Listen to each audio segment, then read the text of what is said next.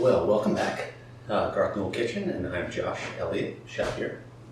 And this is our final class for the Archduke weekend dinner. And I hope you liked all of them. So for today, for the last one, I have a creme brulee, which I made with a little bit of mango.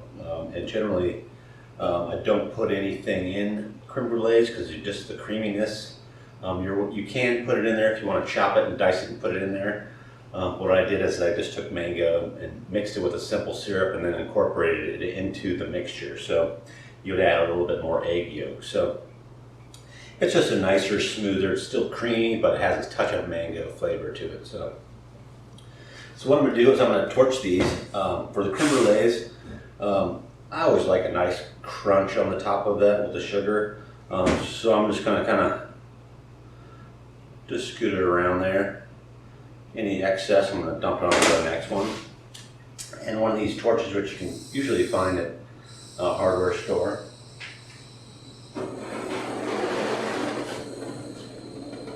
And be careful, I don't usually recommend people picking it up, but since I've done so many of these, it becomes a little easier. And if you're doing them for a large party, it's not as easy to do it like this, each one. So the reason I pick it up is because you can kind of rotate it around and just move the sugar as it's burning so it doesn't get a spot where it's too dark. So I want it to just about get golden enough where it's just on the edge of getting dark.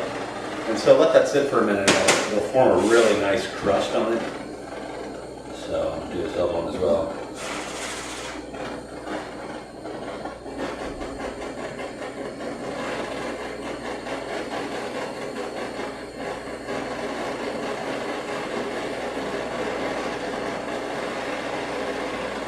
So I'm doing it a little bit different today as I'm going to add sorbet to it.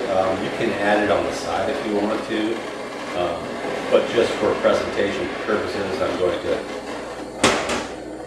put it on here. So, and be careful, these things get super hot and this is dangerous, so be careful when you use these. If you have a broiler, you can use a broiler as well. So what I'm going to do is I'm going to get this skin really hot and I'm just going to kind of just make a little indentation right in the center and try to push it down to some place for the sorbet so that it can sit in there. Because if you put it on this part, it'll kind of slide around. So the sorbet is a tamarind sorbet, and it's kind of a sweet, tangy, looks like a pea pod, and it's kind of it's from Africa, but it has a different little flavor to it. It kind of goes with the mango. So I'm adding that on top. And then I also made a meringue, I made an Italian meringue, which I used a simple syrup and I incorporated into egg whites that I whipped up, a little cream of tartar in your egg whites. And then it's a more stable meringue, so it's easier to work with and it stays firmer. So I made a few different styles. I just piped it onto a pan and put it in the oven for a few days, just with a pilot light if you have one, otherwise a dehydrator.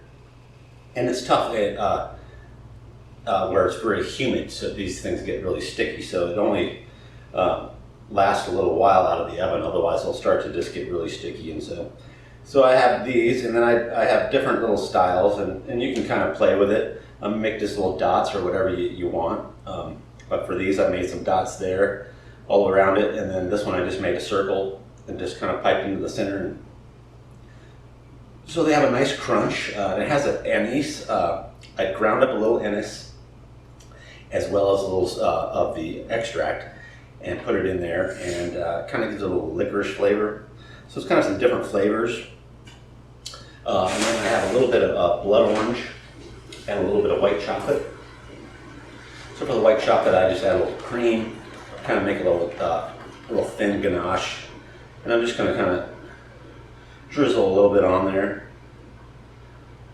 just however you want. And again, you don't have to put the sorbet on there if you want to put it on the side to kind of preserve it, because it'll start to melt. So it's kind of something you have to do quickly if you're going to serve it right away.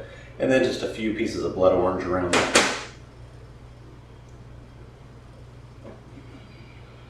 that's it. That's the sorbet, or the creme brulee. So again, thank you all so much for enduring this menu as I put together, and bearing with me while I'm trying to learn to present it on film. It's something different, and it's been a joy. It's taught me how to kind of really look at recipes a little more as far as each ingredient. So many times I make a recipe and I throw things here and there, and a lot of these recipes I have to make maybe like in a year in advance, 8 months to a year in advance. So sometimes when I get to the dish, I'm already seeing it a different way. So sometimes I'll just play with it as I go, and I'll use the base that I made up originally on the menu, and then kind of just change around and just see where I'm at. My style might change in a year, my ideas and thoughts. So I started with a good base, and then here's my final product. So I hope you enjoy it, and again, here's this creme brulee. Has a nice crunch to it, and you want it to just kind of be a smooth, creamy, delicious bite. So that's it. Thank you all so much, and I look forward to doing future cooking classes on here, and we'll see you real soon. So thank you.